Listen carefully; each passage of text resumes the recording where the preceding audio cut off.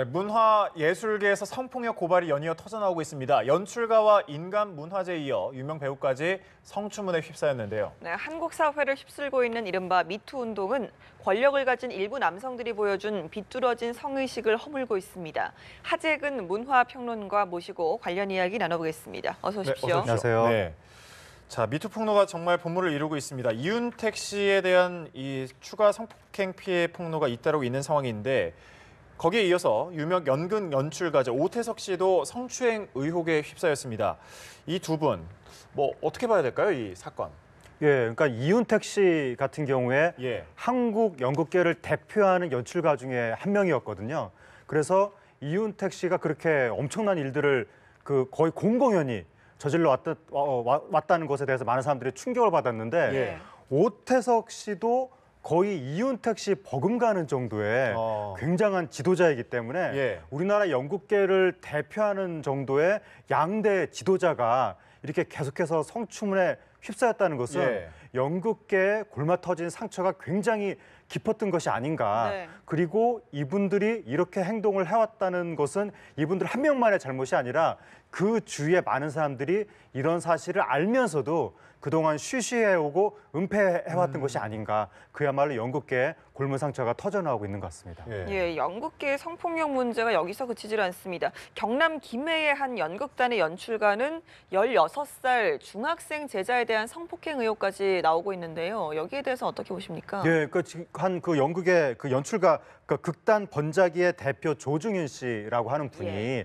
10년 전쯤에 중학생 제자를 이제 성추행을 하고 심지어 성폭행까지 했다는 지금 주장까지도 나오고 있는데 그 사실을 SNS로 이제 폭로를 하니까 피해자한테 메시지로 사과 메시지를 보내왔다 이런 내용인데 메시지로요? 메시지로 그리고 경찰이 지금 수사에 착수했다고 하고 이게 문제가 이런 사건이 있었는지 없었는지를 지금 경찰이 알아봐야 되겠지만 만약에 있었다고 하면 이런 종류의 사건이 일회적으로 한 번은 우연히 벌어지진 않거든요. 만약에 있었다고 하면 또 다른 어떤 사례라든가 또 다른 피해자가 있을지도 모르기 때문에 경찰이 그 부분까지 가능성을 열어두고 수사를 해야 될 것 같습니다. 네, 계속해서 폭로가 되고 있습니다. 연극계 성폭력 논란, 문화계 전반으로도 확산이 되고 있는데 이번엔 영화 배우 겸 대학 교수 조민기 씨에 대한 성추문도 제기가 됐네요. 네, 조민기 씨가 이 청주대학교에서 교수를 했었는데 연극학과 학생들을 가르쳤는데 이 조민기 씨가 학생들을 성추행했다는 것 때문에 학교에서 이제 교수직을 그만두게 됐는데도 왜 언론이 보도를 안 하는지 모르겠다라고 한 매체 익명으로 글이 올라오면서 처음에는 이제 조민기 씨 이름에 초성으로만 올라왔다가 나중에 본명까지 이제 다른 피해자, 나도 피해를 받았다라고 주장하는 사람들이 나오는 겁니다. 그래서 이게 크게 보도가 됐는데 조민기 씨 측에서는 일단은 강력하게 부인하고 있는 상황입니다. 일단 교수직에서 내려온 것도 조민기 씨는 스스로 사표를 낸 것이다 이렇게 주장을 하고 있고 그 성추행 사실에 대해서도 전면적으로 부인을 하는 상황이라고요. 네, 그러니까 말씀하신 대로 강력하게 부인을 하고 있고 완전히 루머다 이것은. 학교를 그만두게 된 것은 내가 사표를 낸 거고 그러니까 내 강의 내용이 실제로 강의를 해야 될 내용하고 좀 맞지가 않아서 학교에서 정직 처분을 받았기 때문에 내가 도의적인 책임을 느껴서 스스로 사표를 낸 건데 왜 이걸 가지고 무슨 성범죄, 성추문 이런 식으로 소문을 퍼뜨리냐 이렇게 조민기 씨는 부인을 했는데 학교 측에서는 아니다, 성 문제로 우리가 3개월 정직 처분을 내렸던 것이 맞다 이렇게 이야기를 해서 이게 이제 학교와 조민기 씨 사이에 진실 공방으로 가는 것인가 그렇게 생각을 했었는데 이게 학교와 조민기 씨 사이의 문제만이 아니라 또 학생 측에서도 지금 신인 배우가 자신의 실명을 공개하면서까지 그러니까 조민기 씨가 강력히 부인하는 모습을 보고 내가 화가 난다. 내가 과거에 당했던 것이 있는데 어떻게 이렇게 부인할 수가 있느냐라고 하면서 자신의 실명을 공개하면서까지 피해 사실을 밝혔기 때문에 이렇게 되면 조민기 씨한테 상당히 좀 불리하게 돌아가는 것이 아닌가 그렇게 생각이 되는데 조민기 씨가 여기에 대해서 어떻게 대응을 할지 좀 더 지켜봐야 될 것 같습니다. 실제로 오늘 아침에 대학교 게시판에 실명으로 또 글이 올라왔다고 하더라고요. 그게 그 내용인가요? 혹시?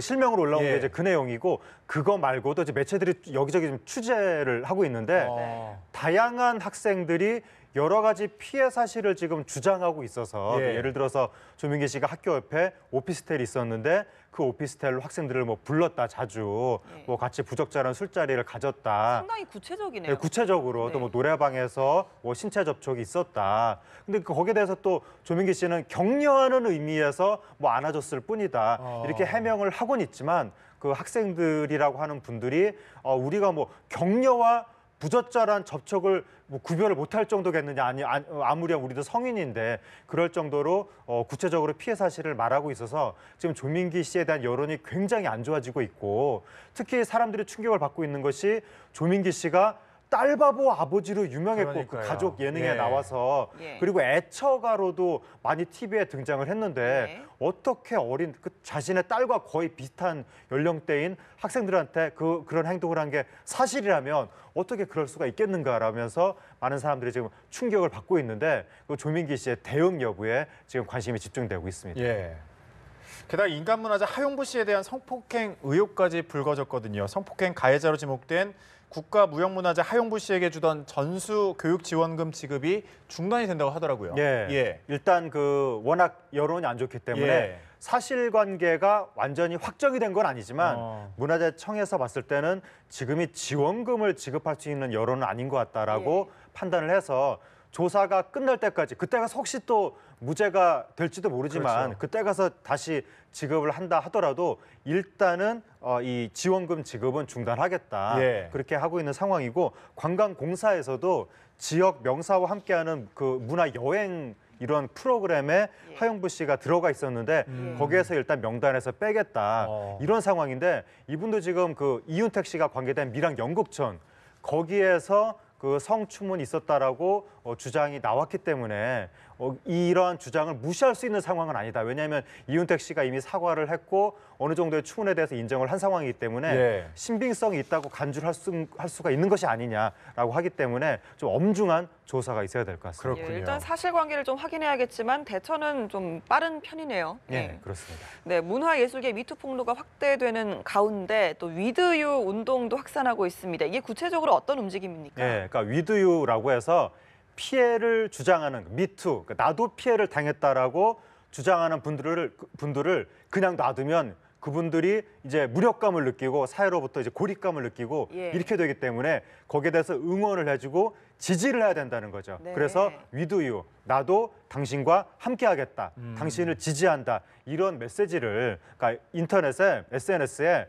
이러한 그 이 피해 사실이라든가 사건과 관련된 글을 이제 올리면서 네. 위드유라는 해시태그를 단다는 거죠. 예. 그래서 하나의 이게 사회 운동 차원에서 모든 네티즌이 위드유 이렇게 올리면 피해자들이 더 힘을 받지 않겠느냐, 용기를 주겠다는 용기를 내용이네요. 얻지 예. 않겠느냐. 그리고 이제 문화예술계에서 일하는 종사자들이 손이나 팔 같은 데다 위드유라고 글씨를 써서 네. 사진을 찍어가지고 인터넷에 올리는 운동을 하자 이런 게 나오고 있어서 사실 피해자들이 피해 사실을 고발하지 못하는 가장 큰 이유 중에 하나가 나 혼자 말을 한다고 이게 사회적으로 무슨 의미가 있겠느냐, 나만 피해를 당하지 않겠느냐 이러한 공포심, 두려움 이런 것에 있기 때문에 사회의 많은 분들이 위드유 운동을 하면 그 공포심, 두려움을 없애주면서 많은 피해자들이 더 많은 고발을 할 수 있게 될 것 같습니다. 예, 저희가 지금까지 이제 이야기를 했던 이윤택 그리고 오태석 또 조민기 씨까지 어떻게 보면 문화예술계에서 좀 어느 정도 힘을 갖고 있는 사람들 아니겠습니까? 그러다 보니까 이 쥐락펴락하는 이 구조적인 문제가 결국에 이런 문제를 키웠다 이런 지적이 나오는데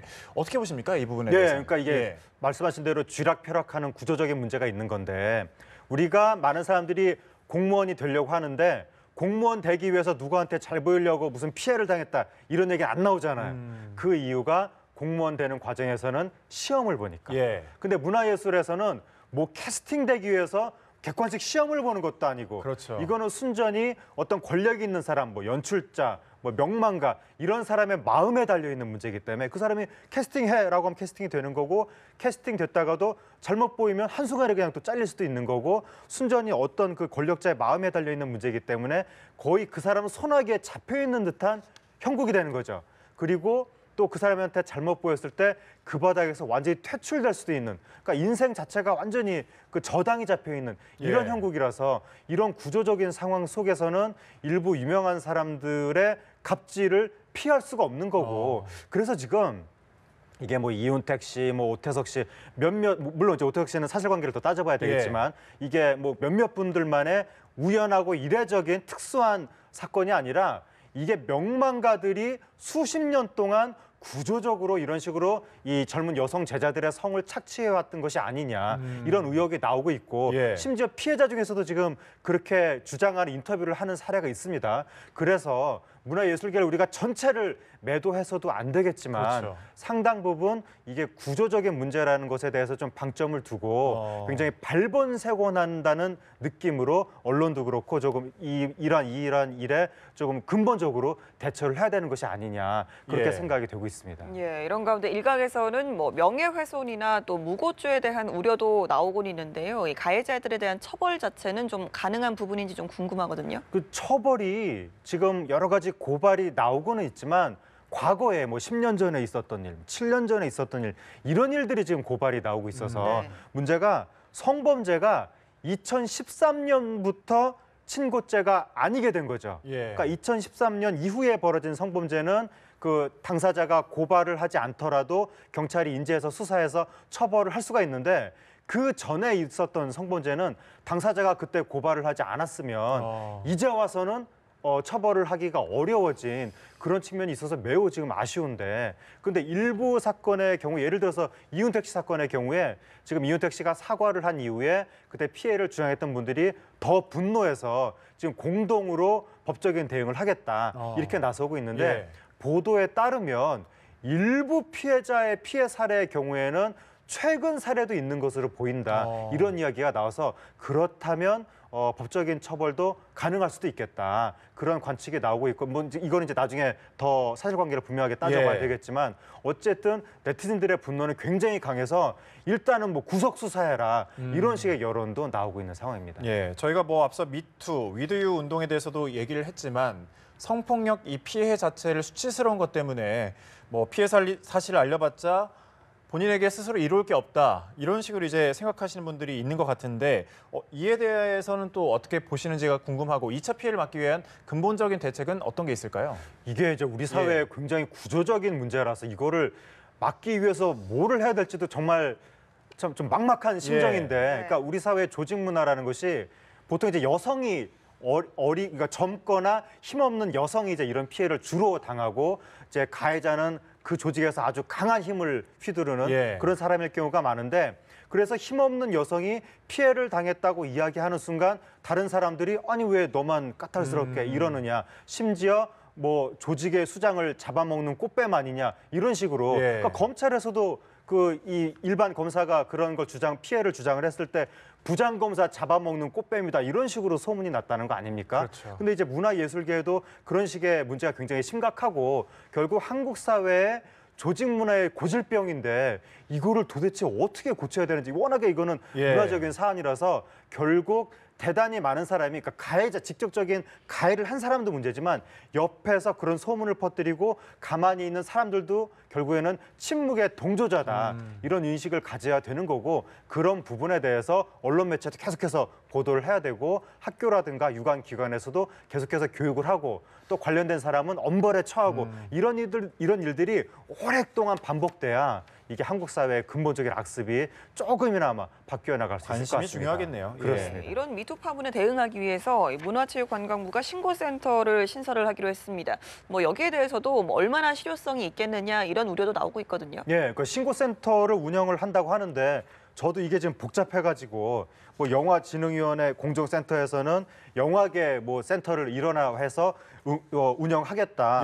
문화예술계에서는 또 뭐 예술인 복지재단의 신고 상담 센터를 만들겠다. 또 대중문화계에서는 뭐 공정상생센터를 만들겠다. 이런 식으로 나오니까 저도 제가 듣기에도 벌써 복잡하고 이렇게 복잡하게 센터들을 만들면 이게 이런 일을 당한 사람이 어디다 신고를 해야 될지 헷갈릴 수밖에 없는데 좀 정말 글자 그대로 일원화해서 좀 제대로 된 홍보를 할 필요가 있고 그리고 또 신고를 해도 내가 2차 피해를 당하지 않는다는 믿음이 있어야 되고 또 가해자가 확실하게 처벌을 받는다는 믿음이 있어야 되는데 그 믿음이 없고 예를 들어서 가해자가 조금 처벌을 받긴 하지만 몇 개월 정도 자숙하다가 다시 나온다. 이러면 피해자 입장에서는 계속해서 내가 이 바닥에서 과연 생존할 수 있을까?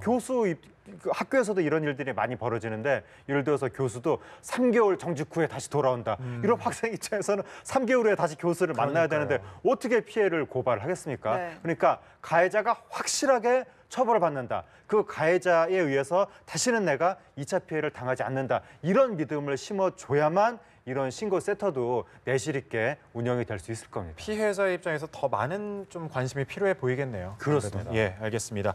하재근 문화평론가와 함께 이야기 나눠봤습니다. 고맙습니다. 감사합니다.